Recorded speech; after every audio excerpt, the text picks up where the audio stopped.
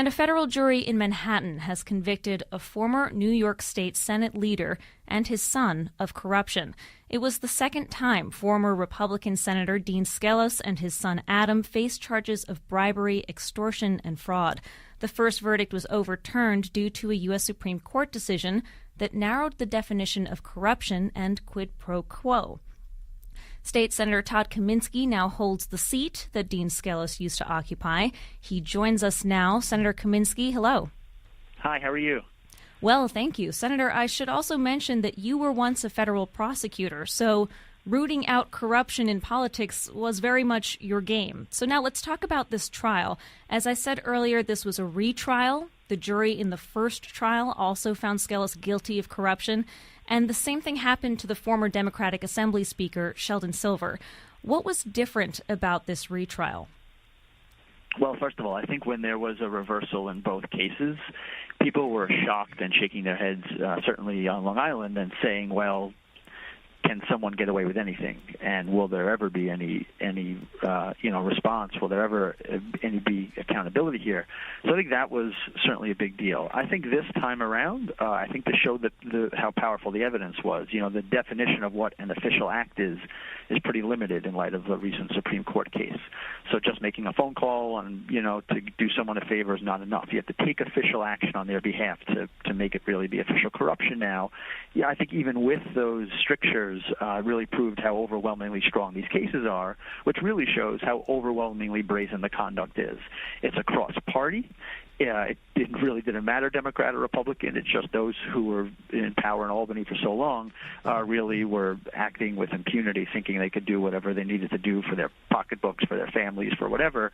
And I think it's extremely troubling and should really make us wonder what's going on there and what we could do to fix it. Sure. And if I could ask you to put on your old federal prosecutor hat for a moment and just tell us, what do you make of the Supreme Court decision that prompted the whole retrial, this decision that narrowed the definition of what constitutes corruption? Is it cause for concern?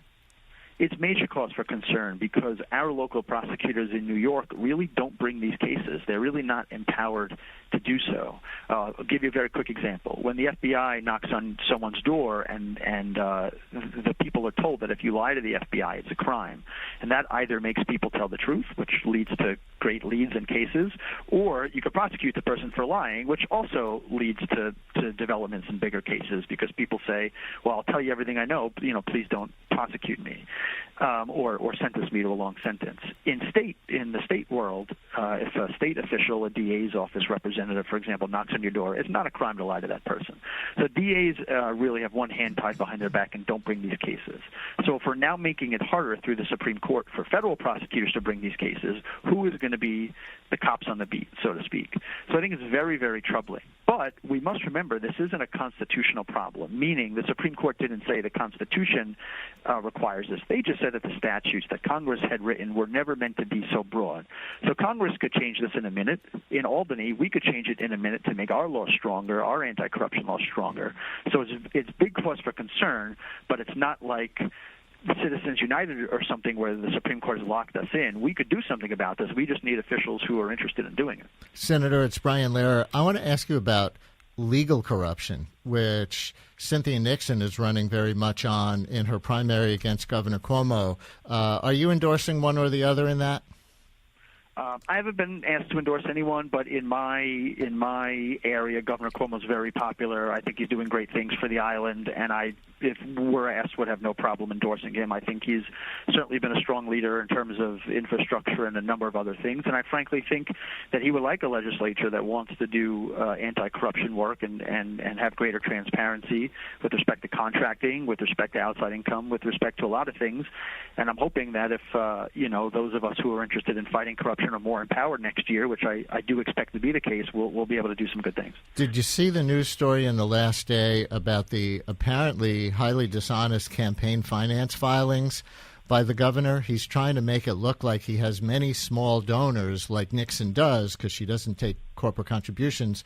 One guy who lives with a Cuomo staffer donated $1 67 times to bring down Cuomo's average donation. And there were other stories like that.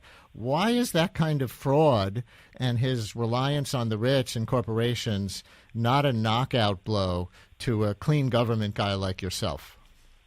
Look, I certainly think that a much more important issue for me is about outside income. If you look at a picture, you could literally do this, of the 2009-2010 Senate class, 10 of them were indicted.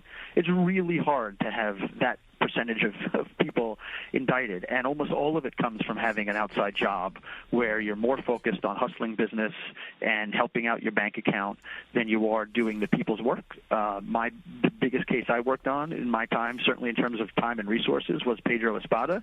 That really involved a fraud of a healthcare center. So I think that the current Republican majority's unwillingness to want to do anything about that, liking the status quo, is a tremendous issue. But look, there's a lot more we have to do. We should know who has a contract with the state and who they're giving money to. There should be a doing business list that you could find right away. And there should definitely be greater oversight over a lot of this stuff. And part of the Skelos case that we started with was about how Nassau County awarded a contract to a business that Skelos' son, Adam Skelos, was involved in. No one had any clue about that. And these are taxpayer dollars. So there's a whole lot of things in campaign finance as well that we could do. And I think none of it's going to change until we elect people who care about that. And I think there's going to be a big change in November.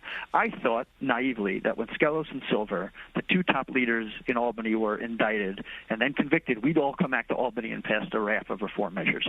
Zero happened. There was pension forfeiture. Outside of that, nothing. Zero. People just were like, what are you going to do?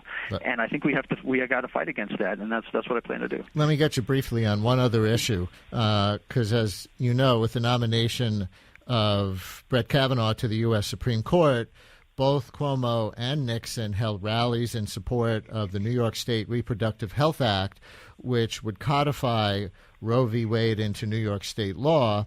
That codification has been blocked by the Republican leadership of the state Senate.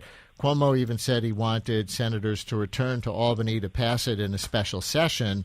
But we had Senator Liz Krueger on the show last week, Democrat from Manhattan, and she said unless the majority leader, Republican Senator Flanagan, changes his mind on it, that's pointless.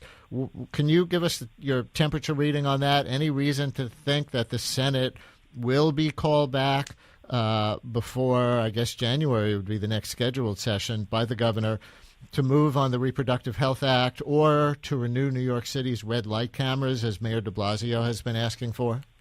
Yeah, look, I certainly think there's great reason to come back, but I've been hearing no chatter about that happening. And unfortunately, government works best when you put the traffic light on the corner before the car accident. And I really hope it doesn't take a tragedy to make us move. But we should. We should certainly go back. And I have a bill that goes directly to the Mueller investigation that I'd like to see action on right away, which would close the double jeopardy loophole. So right now, if Trump issues a pardon to somebody, normally a state would have the ability to say, well, you violated our laws, we're going to still pursue our investigation. But in New York, because of a quirk in the law that was really unforeseen, if Trump issues a pardon, New York can't go after somebody. And that would be true for not only this president, but any future presidents. And I really think it's a major problem that I'd like to certainly take up. But there's a lot of good things we could do. I, for the record, think that we don't go up there enough as is. I'd like to see us be much more of a full-time legislature and go up there and work a lot more. We have $160 billion with the B budget, and we're up there, a few days a week for a few months of the year. I think people expect more of us. State Senator Todd Kaminsky, representing the 9th District on Long Island. Thank you so much for joining us, Senator. Thanks for having me.